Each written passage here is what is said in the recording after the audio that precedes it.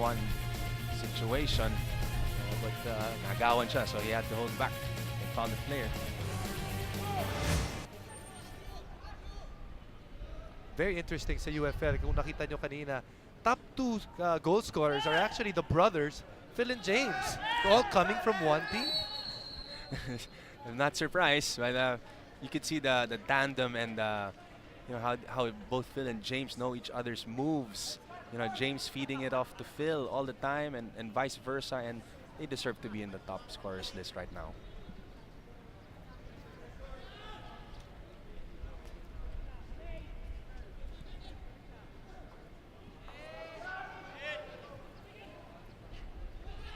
Diliman. This is Cerudo. Still staying up is Cerudo.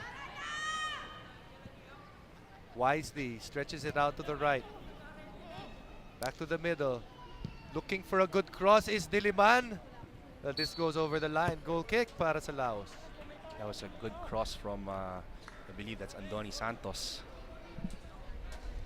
Who's actually the leading scorer for Diliman right now with 10 goals.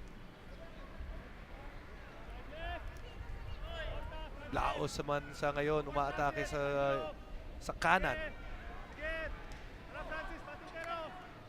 Laos looking for Jukes, but that ball is long. Straight to the hands of Jerome Leung. Seems is Jerome left-handed? Oh, I didn't notice. Yeah, he threw the ball left-handed. Reminds me of you, senor. You know, the rare lefties. Dalman gives up possession though to Diliman. Diliman Antonov.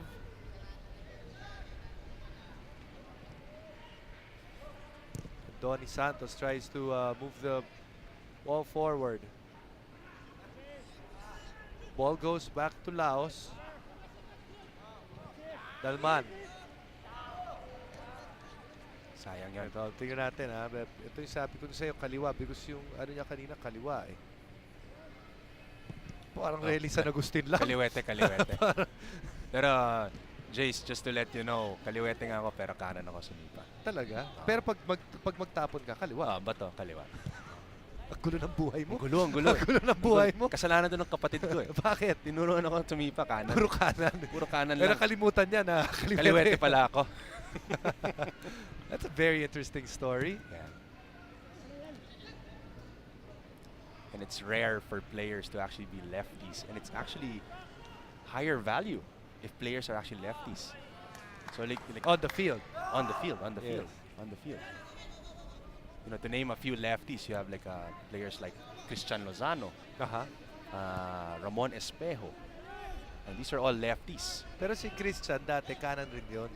Tinuruan lang talaga ni Tomas na sumipa ng kaliwa. That's why, naging sobrang lakas naman ng kaliwa. Parang narinig ko nga yan yung story na yan eh. Parang tinali yata yung paa niya eh. Di ba? Sobrang ka naman. Oo, tama yun. Baka magalit sa atin si Tomas niyan ha, si Coach Tomas ha. Laos now. We all love Tomas. Jukes. Very compact in the back is Diliman. Doom. This possesses ang Laos. Looking for Zerudo. Cleared well by Laos. Were you ever under Tomas? I was always in the other football club, which was AFC and MFS. But we had our share of competition between the two clubs. Ganun lang yan eh. Pag naglalaro kami sa, well, you know, Makati Football School used to be in CSA, right? Of course. Whenever we play in CSA, sila nananalo. Pero pagdating sa Ateneo, kami naman nananalo. So, it's always been a relationship. And of course, for players who've actually been under Tomas, who've experienced the Gothia Cup experience, you know Tomas very well. And owe it much to him in terms of, you know, each player's development in football. Kami second generation na from my brothers. The entire boys went under him, and now the entire boys of my brother. And nandun na rin. And what's amazing is he actually still remembers the names of everyone. That's right. One thing about Tomas, it's really nice whenever you get to see him after such a long time. Ang dami niyang kwento. Ang dami niya talagang kwento. A lot of good stories, and you know, it's always nice to hear and reminisce. Laos trying to free up some space on the left side. Mahaba lang ang pasa. Could not be reached by Dalman. So we see right now yung Laos is slowly getting their composure back, trying to get some good offensive build-ups, just a little bit more. They have to keep the possession more and try to take it nearer into the penalty box. Seems para sa Diliman, well defined. Just 3 guys in the back right now. You could see the confidence that Diliman has right now. Being able to spread out 3, at times they're 4 on defense. And not to mention, pagdating kay Ariel Cerudo, siya lang mag-isa sa taas. They're trying to really, in that sense, are they trying to control the midfield, really? Yes, they are. They try to make sure na hindi lumampas yung Laos in terms of their build-up in the middle. Try to frustrate them with pouring on the numbers. And now they'll go back to regular 4 in the back right now para dito sa Diliman. But here is Laos and Jukes. Jukes trying to chip it over. Yes, he is onside on that right side. Is Laos looking for a tempting cross. This is a tempting cross, but well saved by Diliman and headed away clear. That was a great cross from the wing. But look out for the counter. Ito naman ang Diliman Antonov. Some space here. Cerudo does not reach all the way to the other end. The ball goes to Laos. Laos dispossessed as well. Now, just change of possession at the top of your screen.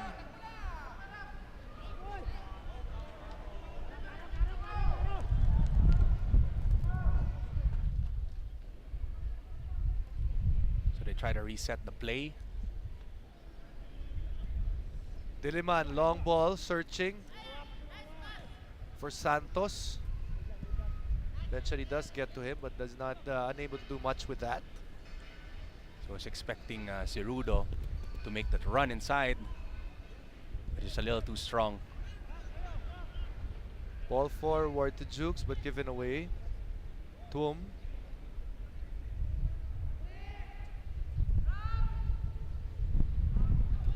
Game has been fairly wide open. Both teams having chances. You cannot say that one has totally dominated except for that very early goal mula sa Diliman. Exactly. Wala masyadong clear shots right now. Good balanced build-ups from both teams. So expect some goals to enter in, hopefully in this first half. Over this ball is Bambico. Bambico. Keeper has to come out, but he muffs it. Moreno unable to clamp down on the ball. Luckily for him, nandun ang kanyang kakampi to clean his mess. Actually, nakita natin maganda yung paglabas in this long kick. Maganda yung labas ni Moreno pero nadulas sa kamay niya. He was well committed. At least He's well committed. You could see that there was no hesitation on his part. Just ran out, try and grab that ball, nadulas lang yung gloves. From his gloves. Kailangan pa ba sa'yo ng konti? Para magka-traction.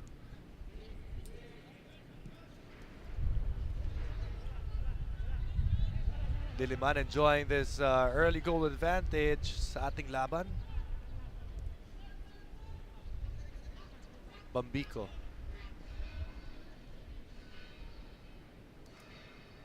They're looking at for the creases, sa mga cracks, mga butas. It's a formation ng Laos.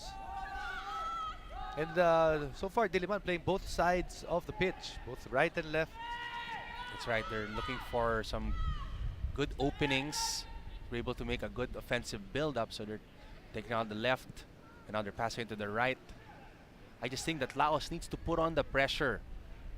When you say pressure on the ball? On the ball. At least, yung angulo kasi, the distance between the ball handler right now sa depensa masyadong malayo. Atienza wins that one away. Now, ito na yung bola na sa Laos. Goes over to Dalman. Talman looking for jukes, but that's asking a little bit too much. Wasn't quite a good decision to take on that early pass, as the numbers of the back line of UP of Diliman again.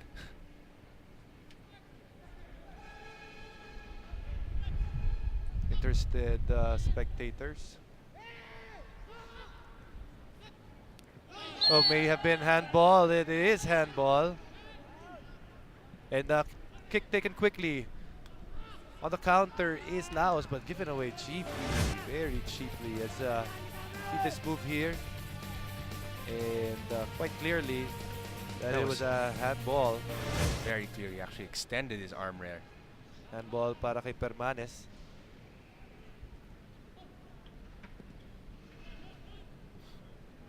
UP searching forward once again. Has good numbers. This one stretches out Santos. Santos now. Some support. Good build up right now.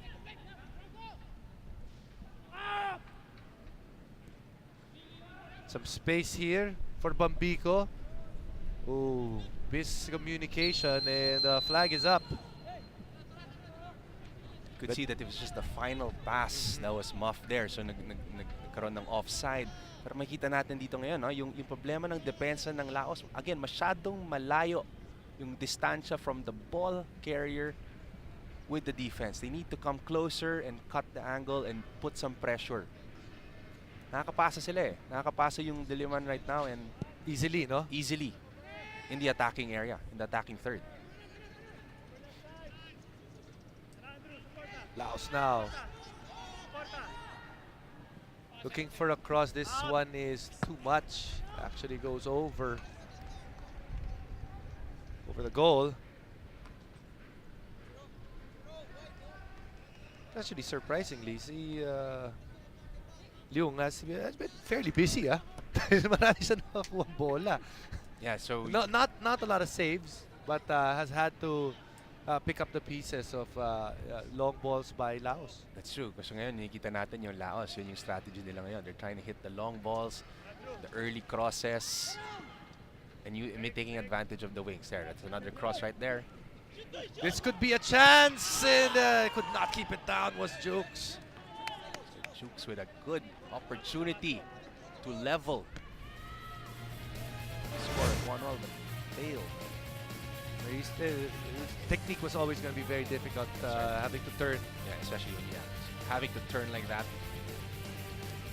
and then hoping to keep the ball down after that. That's right.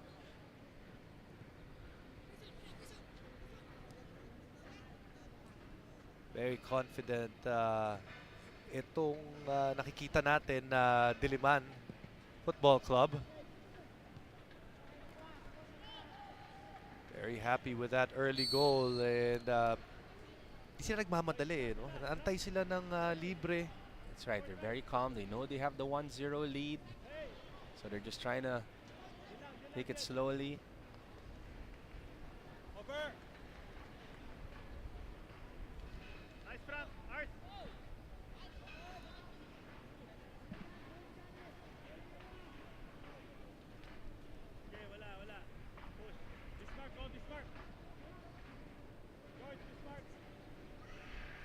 Diliman. What about guys that are you aware really of? We know that Jinggoy is probably one of the big target for them as a guy that would help supplant or help them in this run for a championship in the second division. What about the other guys? Who are the other name guys that talagang magpapalakas dito sa Diliman? And would that be enough to make them the favorites para dito sa Division 2?